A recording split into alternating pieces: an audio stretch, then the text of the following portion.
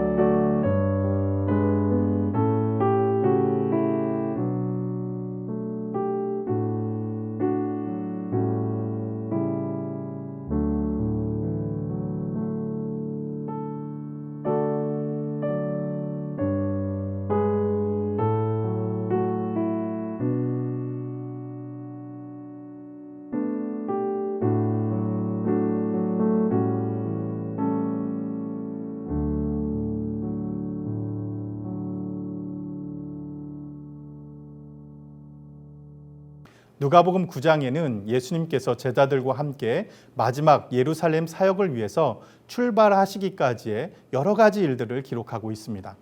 그 내용을 크게 두 가지로 살펴보면 예수님께서 12제자를 전도하라고 파송한 일과 주님을 따름에 대한 말씀으로 나누어 생각해 볼 수 있습니다.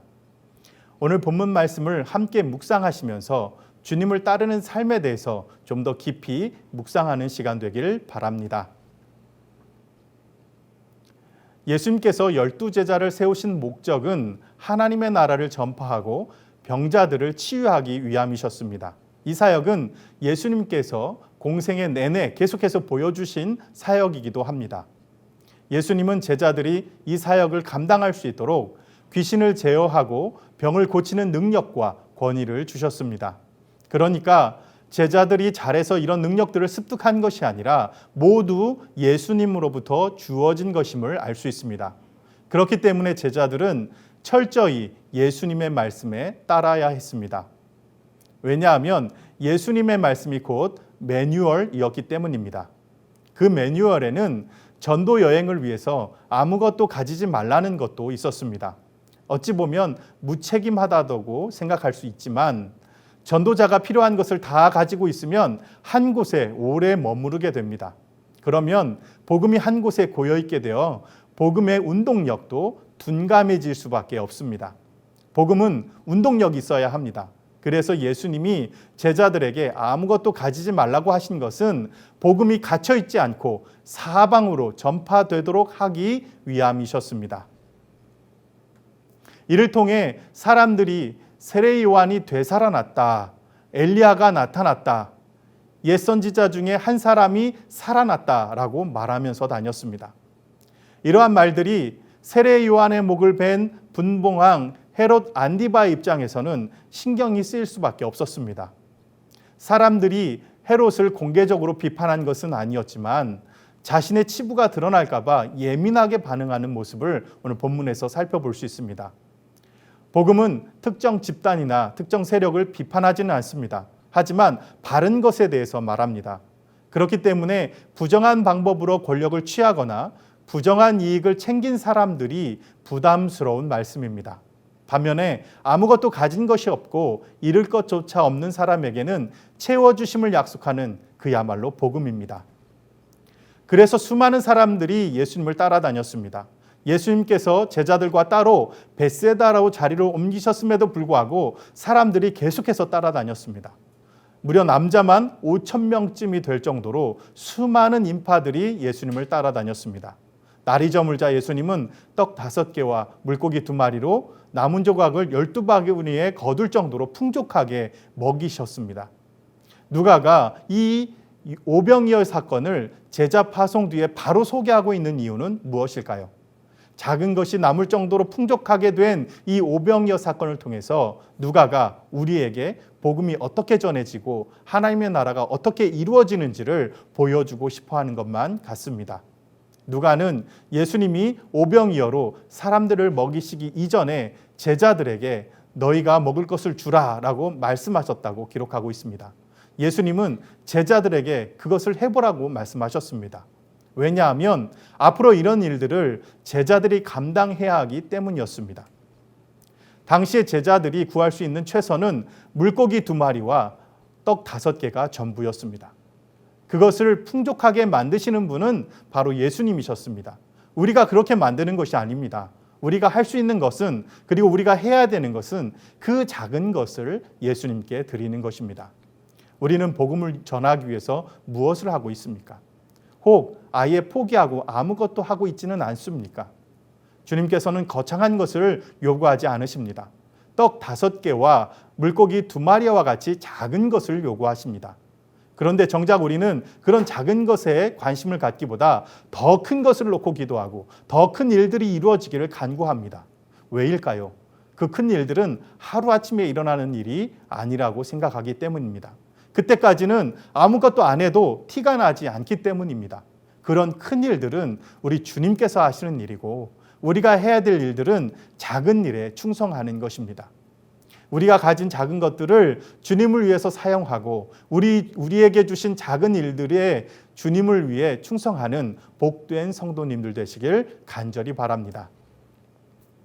제자 파송과 오병이어 사건 이후에 사람들은 예수님을 세례 요한이다, 엘리야다, 옛 선지자 중에 한 사람이다 라고 제각기 평가하고 있었습니다. 이에 예수님께서 제자들에게 너희는 나를 누구라 하느냐라고 물으십니다. 그때 베드로가 유명한 고백을 하죠. 마태복음, 마가복음, 누가복음 모두 기록하고 있습니다. 마태복음에서는 주는 그리스도시요 살아계신 하나님의 아들이시니다 라고 기록했고, 마가복음에서는 주는 그리스도이시다 라고 기록했고, 누가복음에서는 하나님의 그리스도이시니다 라고 기록합니다. 이 말은 예수님이 하나님께로부터 기름 부으심을 받아서 사역을 감당하도록 자격과 임무를 부여받으신 분이다라는 것을 베드로가 깨달았다는 것입니다. 예수님은 이 말을 아무에게도 이르지 말라고 하시면서 앞으로 예수님께서 죽임을 당하고 3일 만에 부활하실 것임을 처음으로 말씀하셨습니다. 이 사건을 마태복음과 비교해서 보면 예수님께서 이런 순환 예고를 하셨을 때 베드로가 그러시면 안 된다고 만류하고, 예수님은 베드로에게 사탄아 물러가라 라고 말씀하셔야 되는데, 그런 기록들이 누가복음에는 예수님께서 베드로에게 함구령을 내리시는 것으로 끝을 내고 있습니다. 왜 그럴까요? 베드로가 예수님을 메시아로 인식하고는 있었지만 만민을 구원하시기 위한 사역을 제대로 이해하고 있지는 못했기 때문에 함구령을 내린 것으로 끝을 맺고 있는 것입니다. 그것은 제자들의 서열 다툼을 통해서 분명하게 드러나고 있습니다. 그래서 예수님은 제자들에게 나를 따라오려거든 자기를 부인하고 제 십자가를 지고 나를 따르라 라고 말씀하십니다. 누가복음에서는 9장에 들어 처음으로 십자가라는 단어를 등장시킵니다. 그런데 십자가라는 말이 자기를 부인하는 것과 함께 등장합니다. 자기를 부인하는 것, 자기 생각을 내려놓고 하나님의 뜻을 따르는 것이 결코 쉽지 않고 마치 십자가를 지는 것처럼 고통스럽고 끔찍한 것임을 나타내고 있습니다. 어떤 분들은 그것이 뭐가 어렵냐고 말씀하실지도 모르겠습니다. 하지만 항상 마음은 원이로되 육신이 약한 법 아니겠습니까? 교회 안에서 다툼이나 어려움이 생기는 이유는 자신의 생각을 고집스럽게 주장하기 때문에 생기는 것이 아니겠습니까? 오죽하면 예수님께서도 겟세마네 동산에서 기도하실 때 자신의 뜻을 내려놓고 하나님의 뜻을 따르고자 할 때 밤이 맞도록 땀방울이 핏방울이 되도록 기도하셨을까요? 예수님은 베드로와 요한, 야고보를 따로 데리고 기도하러 산에 올라가셨습니다. 예수님이 기도하실 때 용모가 변화되어 영광 중에 모세와 엘리야와 함께 말씀하시면서 장차 예루살렘에서 별세하실 것에 대해 말씀하셨습니다. 이때 제자들이 졸다가 잠이 번쩍 깨어 영광스러운 모습을 보고 있었지만 그 상황이 무슨 상황인지 제대로 파악조차 되지 않았습니다. 그때 구름 속에서 이는 나의 아들 곧 택함 받은 자니 너희는 그의 말을 들으라 라는 소리를 듣게 됩니다. 하나님께서 말씀하신 것입니다. 하나님은 예수님을 나의 아들이라고 알리는 것으로 말씀을 마치지 않으셨습니다. 그의 말을 들으라는 데까지 나아가셨습니다. 만약 예수님을 하나님의 아들로 알고 믿었다 할지라도 그 이해와 믿음이 그분의 말씀을 듣는 순종으로 이어지지 않는다면 아무런 소용이 없다는 것입니다. 계시의 목적은 순종에 있습니다. 자기를 부인하고 하나님의 뜻을 따르고 그 말씀에 순종할 때 계시의 궁극적인 목적인 하나님의 영광을 이룰 수 있는 것입니다. 하나님은 우리의 순종을 통하여 영광 받기 원하고 계십니다. 변화산에서 내려오시는데 큰 무리가 기다리고 있었습니다. 그 중에 한 사람이 귀신 들린 자신의 아들을 고쳐달라고 예수님께 간청합니다. 그 이유를 제자들이 못 고쳤기 때문이라고 말씀합니다. 예수님께서는 그 말을 들으시고 믿음이 없고 패역한 세대여 내가 얼마나 너희와 함께 있으며 너희에게 참으리요 라고 책망하시면서 그 아들을 고쳐주셨습니다. 이 패역한 세대여 라는 말은 출애굽 후에 광야에서 하나님께 순종하지 않은 이스라엘 백성들을 꾸짖으면서 사용하신 표현이었습니다. 누가는 자기를 부인해라, 그의 말을 들으라, 패역한 세대여, 이런 말들을 통해서 예수님을 따른다는 것이 어떤 의미인지를 계속해서 우리에게 생각하도록 만들어주고 있습니다. 예수님은 베드로의 고백 이후에 제자들에게 따로 따름 제자도에 대해서 가르치셨습니다. 그 내용은 자기를 부인하고 날마다 자기 십자가를 지고 예수님을 따르는 것이었습니다. 그렇지만 제자들의 다툼 속에서는 자기를 드러내고 날마다 자기 십자가를 내팽개치고 예수님이 아닌 자신들의 욕망을 따르고 있는 모습을 보여주었습니다.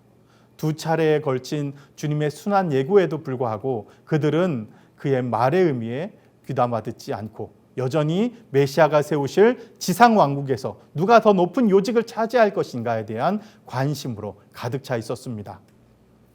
예수님을 따른다는 것은 특정한 세력을 만드는 것이 아닙니다. 예수님은 제자들이 자신들의 그룹에 속하지 않았다고 주님의 이름으로 귀신을 쫓아내는 일을 금한 일들을 그러지 말라고 하셨습니다. 훗날 사도 바울은 빌립보 감옥에 갇혀 있을 때 자신을 반대하더라도 거칠애로 하든 참으로 하든 그리스도가 전파되는 것이면 기쁘다고 말한 것과 같은 맥락입니다. 심지어 예수님은 자신을 받아들이지 않는 사마리아 사람들을 향해서 분노하고 있었던 야고보와 요한을 되려 꾸짖으셨습니다.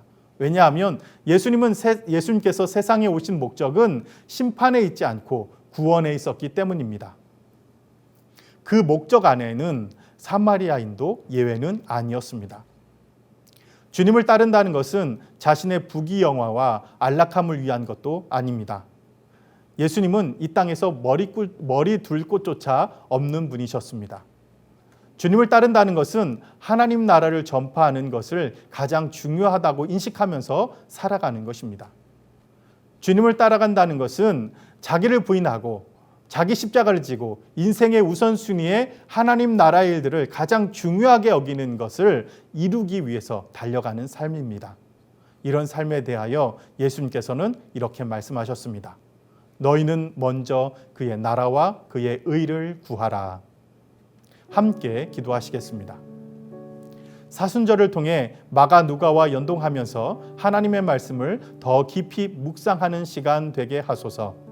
연동교회와 성도들이 각자의 삶의 자리에서 하나님의 나라와 하나님의 영광을 위해 살아가게 하소서. 우리의 믿음과 경건을 이익의 재료로 사용하지 않고 자기를 부인하며 자기 십자가를 지고 겸손히 주님을 따르는 참 제자가 되게 하소서. 위와 같은 제목으로 함께 마음을 모아 기도하도록 하겠습니다.